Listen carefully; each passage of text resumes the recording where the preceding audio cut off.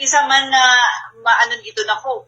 Siyempre, ako yung, kahit sabihin na hindi ako yung may-ari, kumbaga, kasama ako doon sa, ang tawag nito, mukha ng brand na yun o yung company na yun. So talaga tinitignan po namin. And I can assure you po, napakabait ni Miss Shanda.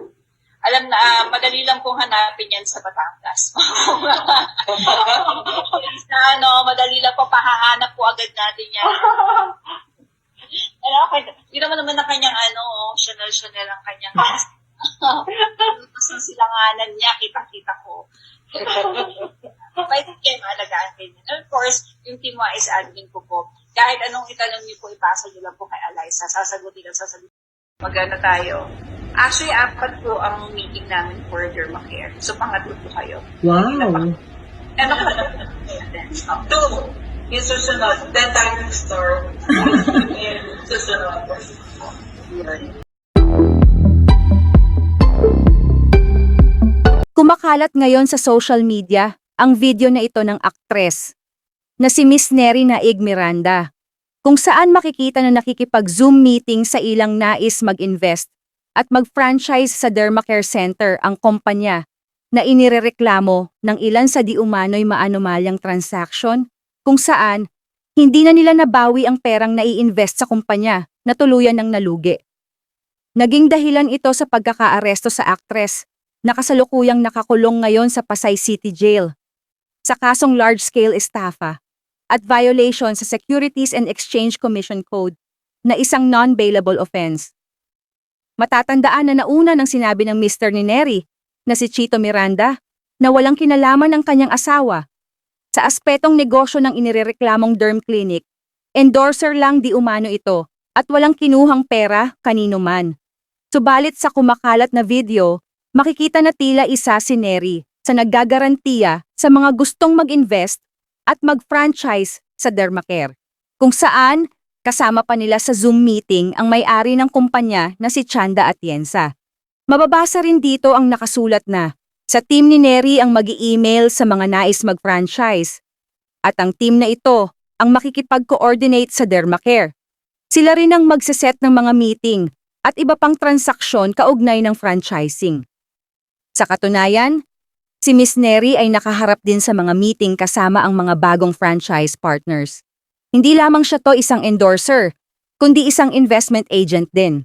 Matatandaan na sinabi ng Security and Exchange Commission Director na maaring masangkot sa kaso ang isang tao kapag nanghikayat na siyang mamuhunan sa iba sa isang kumpanya. Ang mga impormasyon po ay siya po ay parang naghikayat ng endorse ng mga investment dun sa Beyond Skincare. Yun po yung kumpanya na inimbestigahan po. Ganito po ang sa Securities Regulation Code po, yung Section 28 na binanggit po, ang kailangan po kapag ang isa ay involved sa buying and selling ng securities po, investment contracts, etc., yan po ay kailangan nakarehistro sa SEC. Bakit po kailangan rehistro yan? Kasi yung meron pong obligasyon yan, minemaintain po dapat yung integrity ng market, yung investment market, yung capital market na tinatawag, para pong pagka mas marami nagtitiwala sa mga produkto natin, sa mga securities natin, mas marami mag-inganyo at additional investment opportunity po yan sa mga tao. Kaya po ang SEC po nire-require po, bukod po sa may secondary license yung kumpanya, tapos meron po yung mismong securities na ini-issue nila nakarehistro, pati po yung nagbebenta. Kailangan po nakarehistro sa akin. Kahit depensa na po kasi yung talent ako, ako'y taga-sabi lang, ganito po yan. Kung ang ine-endorse lang naman niya, kunyari, ay, itong produkto na to, or sinasabi lang yung magpunta kayo dyan, maganda mag-makeup yan. Yung mga ganun po, walang problema yan. Pero kapag ang sinabi mo, mag-ano kayo, magandang investment to, kasi kikita kayo ng ganito, kikita kayo ng 10% or something. Pagka ganun na po, yan na ho, involved na kayo sa buying and selling of securities. Kailangan rehistrado na po kayo. Depensa naman ng nagtatanggol kay Neri ay luma na ang ipinapakalat na video. Nakuha pa noong 2021. Matatandaan na sa isang Facebook post ni Neri noong Setyembre 2, 2023, ay sinabi niyang hindi na siya parte ng kumpanya. At ang paggamit ng kanyang pangalan dito ay hindi niya pinahihintulutan. Hello friends and valued followers. I would like to take this opportunity to inform you all that I am no longer affiliated or associated with Dermacare. It is important for me to make this announcement to ensure transparency and avoid any misunderstandings.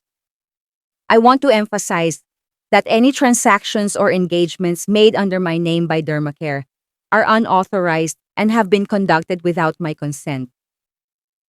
If you come across any instances where my name is being used in connection with Dermacare, I kindly request you to inform me promptly. I appreciate your understanding and ongoing support. Should you have any questions or concerns regarding this matter, please do not hesitate to reach out to me directly. Your trust and loyalty mean a lot to me. Samantala, hinihiling naman ng kampo ni Neri na pagbigyan siya na makapagpiyansa habang nililitis ang kanyang kaso. Of course, with Dermacare and Team One. Yes. And yung partnership with Dermacare. Aalagaan po kayo ni Miss Neri and of course, with Dermacare and Team One. Yes. And lastly, we would like to welcome you to Dermacare X Neri Miranda family. Thank you po. Welcome. Baby, hi. Salamat po sa tiwala. Thank you po. Thank you, Miss Mona. Basta si Miss Neri yung bahala. Kaya po, madali pong mahantingin sila, sila Miss Shanda Kem. Alam na namin yung Andito lang po kami sa tapat ng SM Batangas. kilala po namin buong nila, barangay. Angkan. Picture po tayo before we end with her new partnership with Dermacare. Aalagaan po kayo ni Miss Neri and of course, with Dermacare and Team One. Yes. And lastly, we would like to welcome you to Dermacare X Neri Miranda family. Thank you po. Dito. May isa man na dito na ko. Siyempre, ako yung, kahit sabihin na hindi ako po yung may-ari, kumbaga, kasama ako doon sa, mukha ng brand na yun o yung company na yun. So talaga tinitignan po namin. And I can assure you po, napakabait po ni Miss Shanda. Alam na, madali lang pong hanapin yan sa Batangas. Madali lang po, pahahanap po agad natin yan. Hindi naman ang kanyang Chanel ang kanyang tapos yung silanganan niya, kita-kita ko. Pwede kayo maalagaan kayo. And of course, yung Team Wise admin ko po, kahit anong itanong niyo po, ipasa niyo lang po kay Eliza. Sasagutin. Magana tayo. Actually, 4 po ang meeting namin for Dermacare. So, pangatlo po kayo. Wow. And two, yung susunod, then tayo store. Yung susunod. Yun.